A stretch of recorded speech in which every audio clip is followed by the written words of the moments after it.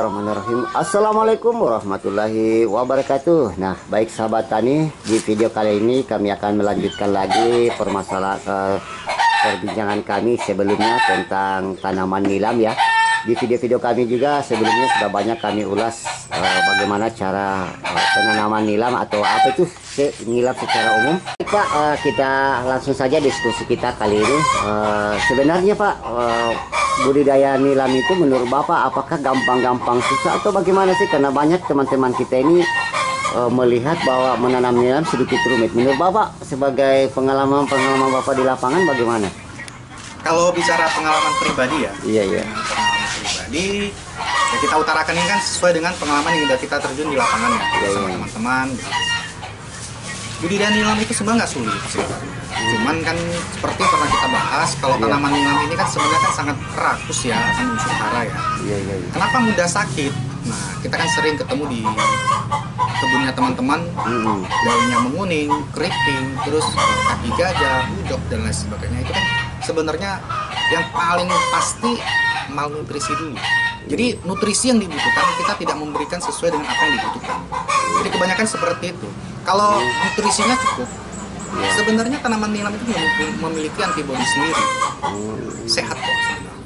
Terus yang kedua, kita memberikan pupuk kimia.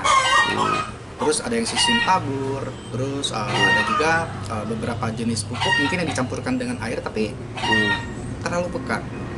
Jadi kadar airnya itu mungkin terlalu sedikit, akhirnya yang menyebabkan racun seperti itu. Makanya lebih baik lah kalau pakai POC atau apa. Terus kalau bisa memberikan pupuk, berikanlah pupuk yang benar-benar mudah dicerna oleh tanaman nilam. Baik Pak. Menurut pengalaman Bapak sih dalam usaha budidaya ini, apakah betul-betul hanya dengan penggunaan bahan-bahan organik saja tanaman nilam ini sudah dapat tumbuh dengan baik Pak? Iya. Karena pengalaman saya hanya membutuhkan amino aja sama kompos bagus. Sampai 2-3 tahun panen dengan baik juga. Terus kualitas minyaknya juga bagus. Terus Pak, kan ini kan banyak pro dan kontra juga di petani kita ini masalah tempat budidaya Pak ya. Ada lah tanah-tanah tertentu katanya rendemen minyak nilam itu bagus, misalnya tanah merah atau tanah gambut atau jenis-jenis tanah lain. Nah, apakah itu ada memang pengaruh Pak kalau dari struktur tanahnya itu Pak? Kemarin saya dapat informasi dari teman di Aceh. Iya. Pak, saya budidaya nilam sudah 4 kali berturut-turut tidak pernah berhasil. Iya.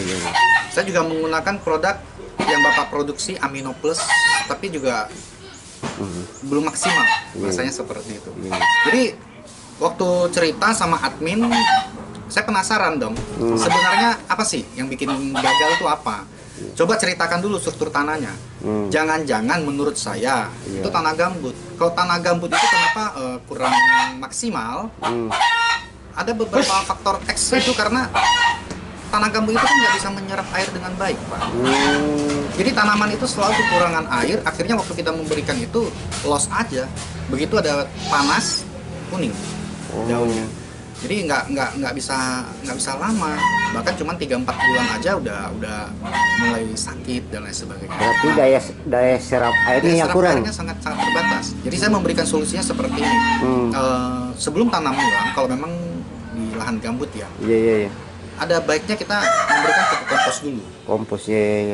Kompos itu kan secara tidak langsung kan dia bisa membantu menahan air ya. Daripada langsung kita tanam langsung seperti itu untuk di tanah gambut. Akhirnya kalau misalnya kita memberikan pupuk, hujan langsung loss aja.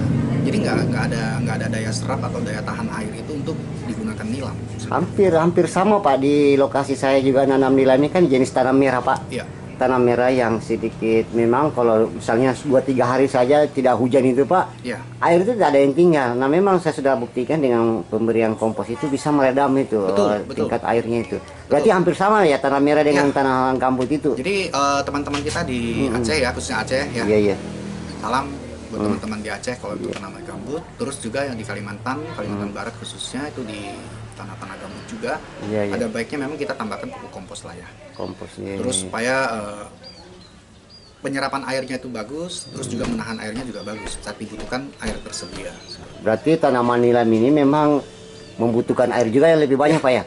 Iya, haus akan unsur hara, haus juga akan air. Jadi kebutuhan air ini mutlak. Mutlak. Iya, ada teman saya ini Pak, baru-baru ini lagi sekarang kan musim hujan ini Pak. Iya. Dia lagi panen nilam dalam kondisi musim hujan. Apakah ini tidak berpengaruh dengan hasil rendemen minyaknya Pak?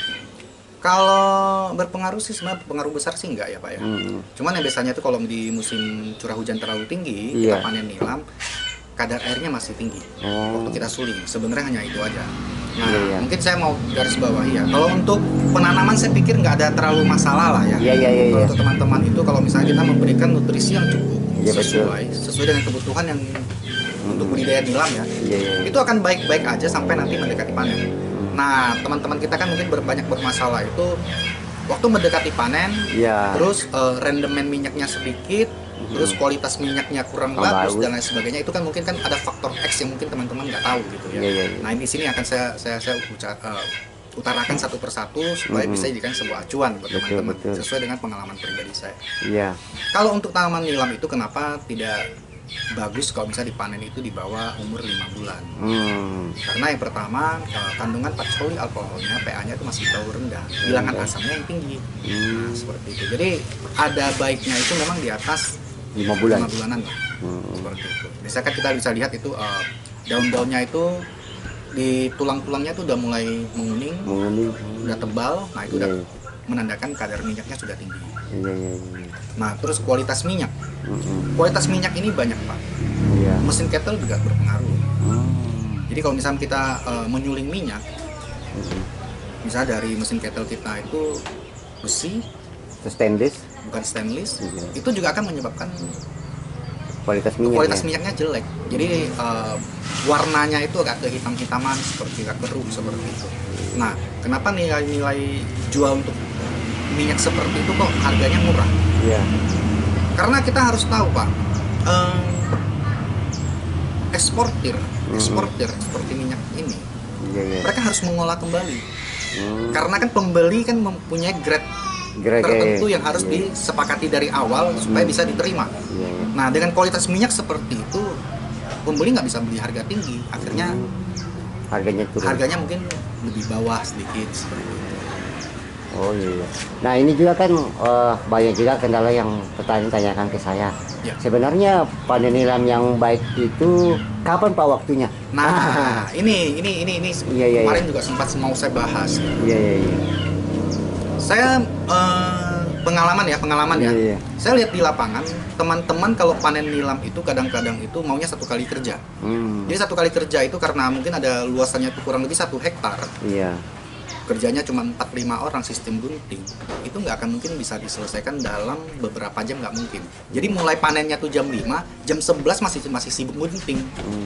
Jadi itu saya juga tidak mengindahkan hal seperti itu terjadi. Iya. Idealnya itu panen nilam itu kalau memang mau pagi-pagi sekali jam 5, mungkin udah setelah kita sholat lah ya, Iya. pagi subuh sudah selesai, panen aja. Tapi setengah 9 atau jam 9 Iya. di waktu tempat teman-teman, Iya. matahari sudah mulai panas, stop. Mau lanjut besok lagi, kalau enggak sore. Karena minyak ini di tanaman nilam itu waktu sudah ada matahari, Iya. minyaknya turun.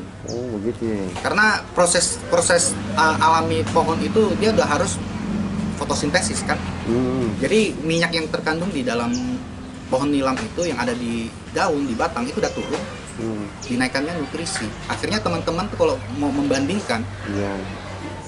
pohon nilam yang dipanen dari jam 5 sampai jam 8 terus dikeringkan dengan yang jam 9 sampai jam 11 dikeringkan, coba aja hasil panennya itu nanti rendemennya jauh sekali. Yang tinggi justru yang tadi kita panen jam 5. Nah ini juga kan setelah panen kan biasanya petani begini Pak. Kalau saya lihat di lapangan ini apakah benar atau tidak, mereka itu langsung mencacah.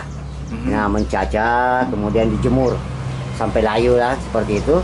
Nah, apakah itu memang sudah begitu prosedurnya Pak atau ada di video cara lain? sebelumnya sempat saya bahas ya. Iya, Saya iya. tidak mengindahkan juga hal seperti itu. Jadi maunya saya itu kalau teman-teman sudah panen, Iya. ada baiknya itu dijemur 1 hari, sisanya itu dianginkan aja.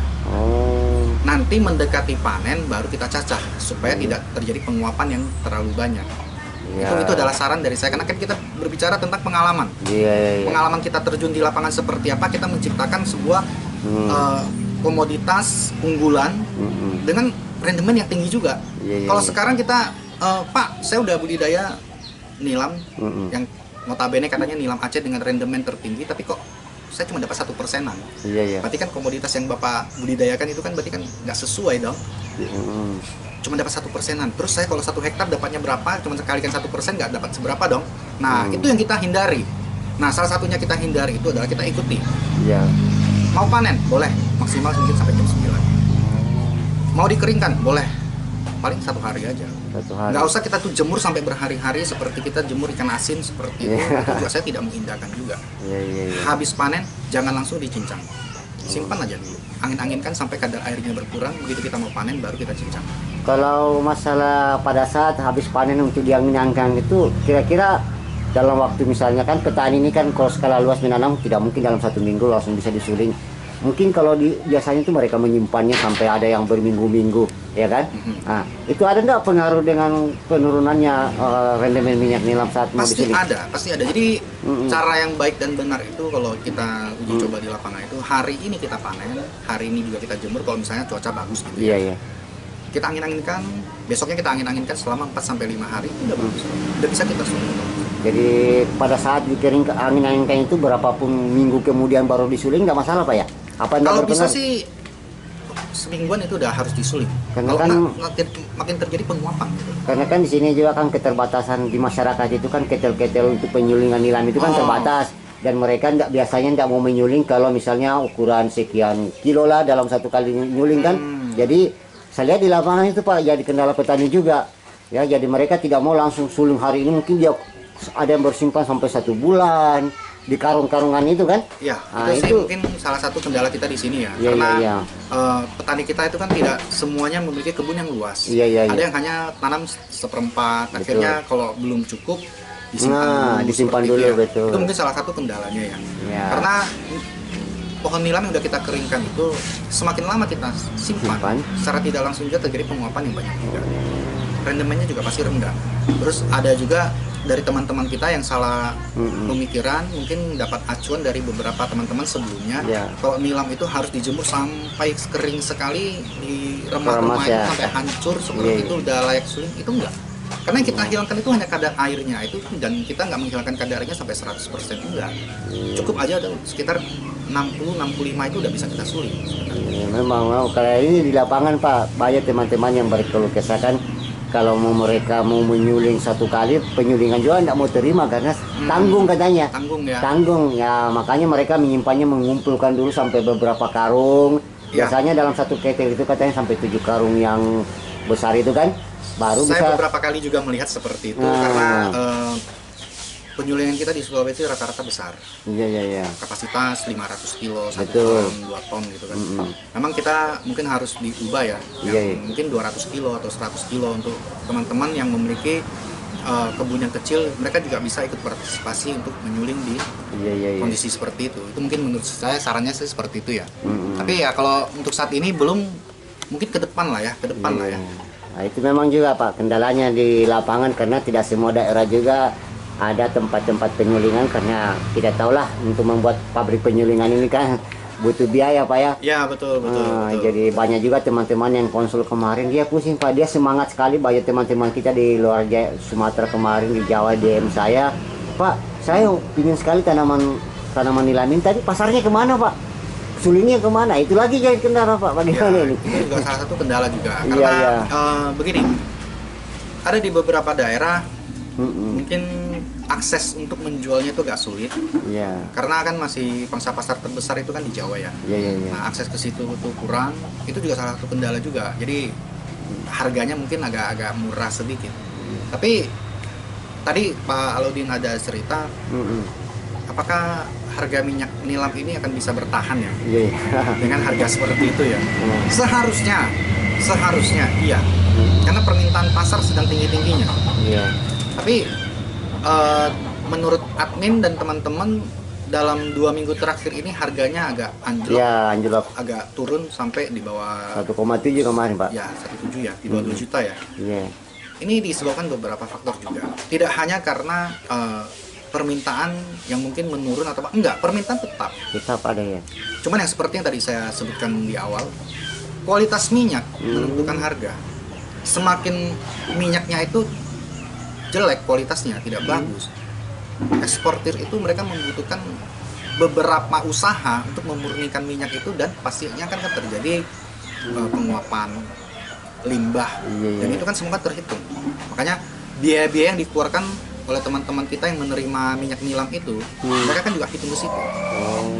Kalau misalkan kita bersama-sama mau menjaga kualitas minyak nilam kita tidak panen di bawah 5 bulan. Terus kita nggak panen muda gitu kan, akan bagus terus kok minyaknya.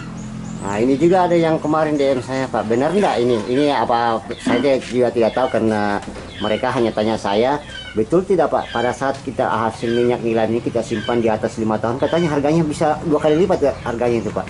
Kualitasnya katanya semakin bagus, karena kan mereka sekarang harga lagi murah ini Pak, lebih bagus ditampung dulu, nanti lagi mahal baru dijual. Apakah dengan menampungnya katanya ini di atas 5 tahun, katanya ada pasar yang bisa menerima dengan membelinya 2 kali, apa saya tidak tahu apa betul itu. Begini, sebenarnya kalau kita lihat itu kan ciri fisik dari minyak nilam itu ya. Kan minyak atsiri itu kan selalu identik dengan minyak terbang. Jadi penguapan yang terlalu cepat gitu kan. Semakin lama minyak itu disimpan kan berarti kan yang terjadi penguapan kan sudah terjadi begitu kan. Jadi minyaknya itu semakin padat begitu. Jadi kalau ditimbang mungkin agak berat, mungkin hanya bedanya di situ sih. Tapi kalau bicara kualitas, selama disimpan dengan baik, tidak terpapar dengan cahaya, bagus kok. Tetap bagus. Artinya ini kita tampung pertanyaan teman-teman semua. Dan memang ini Pak, sekarang ini kan lagi giat-giatnya orang bertanam ya. Tapi itulah tadi sempat down lagi akibat karena penurunan harga. Saya bilang tetap aja menanam, karena itulah jangan kita jadi petani lata nanti mahal baru nanam, akhirnya pas nanam begitu panen murah. Saya mau ceritakan satu hal begini Pak. Iya. Ada di sebuah desa teman kita itu. Iya. Mereka di situ itu menyuling nilam seperti pada teman-teman pada umumnya. Hanya saja cara mereka itu yang nggak benar. Iya. Umur 3 bulan, 4 bulan ada sistem cabut, terus mereka potong, mereka jemur, cincang, terus ruing. Hasil dari satu desa ini diterima oleh pembeli. Wah, harganya cuma sekian nih. Tapi berbeda jauh dengan harga yang ada di kota. Apakah terjadi penurunan di situ, ada permainan atau apa? Sebenarnya enggak. Sebenarnya enggak. Tapi memang kualitas minyak itu kan bisa dites, Pak. Bisa dites. Kandungan patchouli alkoholnya berapa persen gitu kan. Kan punya standar tertentu. Kalau ternyata kandungan patchouli alkoholnya terlalu rendah, eksportir nggak bisa terima juga. Terus pembeli di lapangan juga, mereka juga nggak bisa beli dengan harga tinggi. Berarti secara tidak langsung kita sendiri yang merusak pasar. Berarti ini salah satu pengaruh juga Pak ya, menurunnya harga nilam Pak ya? Pengaruh sekali. Jadi misalkan kalau dari satu desa aja memproduksi minyak dengan kualitas tidak terlalu bagus, tidak unggul seperti itu, akhirnya kan timbul kan bahasa-bahasa seperti itu. Oh, kemarin di desa A, pembeli nilam 1 kilonya 1 juta misalkan, 1.700.000 misalkan. Oh, di kota kemarin masih 2.200.000 atau apa, kan terjadi selisih harga yang terlalu tinggi. Kok apakah ada permainan tengkulak di situ? Enggak, sebenarnya enggak. Karena waktu mereka beli juga, mereka kan melakukan tes juga. Alat ukur ya. Ada alat ukur sendiri, alat tes sendiri. Wah, ternyata ini jauh dari kata bagus. Akhirnya mereka menggunakan yang tadinya mungkin di kota 2.200.000, mereka juga senang dong kalau bisa beli harga di 1.700.000. Padahal minyak kualitas yang ada di kota itu mungkin selangkah lebih baik ya daripada yang teman-teman suling di desa tadi kan. Akhirnya ya mereka juga ambil patokan seperti itu juga. Oh, di desa A kemarin cuma 1.700.000. Saya juga mau beli 1.700.000. Padahal saya jualnya nanti mungkin 2.500.000. Hanya gara-gara satu kasus aja dengan kualitas yang jelek, mereka udah bisa saling berasumsi gitu. Oh, itu salah satu faktor juga Pak ya. Faktornya seperti itu. Jadi ya mungkin bagi sahabat-sahabat kita yang baru memulai, jangan patah semangat. Ya jangan patah semangat, terus saja menanam, karena memang menurut Bapak tadi bahwa nilam ini permintaan pasarnya masih tinggi. Jadi jangan pokoknya putus asa, di bawah harga pun 1 juta kayaknya masih menguntungkan buat. Ya, kalau untuk saya tuh, saya lihat itu kalau ada beberapa teman juga tanya ya, Pak, harga minyak nilam ini bisa bertahan berapa lama. Kalau untuk 2 tahun ke depan saya pikir masih bagus. Saya pikir masih bagus kalau untuk sampai 2 tahun ke depan ya. Karena permintaan pasar tinggi, pasoknya kurang. Walaupun kita di Indonesia sekarang berlomba-lomba semua tanam, itu nggak masalah. 2 tahun bisa bertahan sampai kurang lebih 2 tahun ke depan lah. Jadi saran saya buat teman-teman budidaya nilam, jangan panen terlalu muda. Karena kita menciptakan kualitas yang tidak sesuai standar SNI untuk kita ekspor juga percuma. Ada baiknya kita sampai ya 5 bulan up lah ya. Terus gunakan mesin kettle penyulingan yang baik. Jangan terkontaminasi dengan beberapa zat besi, aluminium atau apa gitu. Itu yang bisa merusak aroma nilam. Terus juga merusak juga kualitas minyak nilam seperti itu. Cara penjemuran, cara panennya begitu Pak. Panennya seperti itu.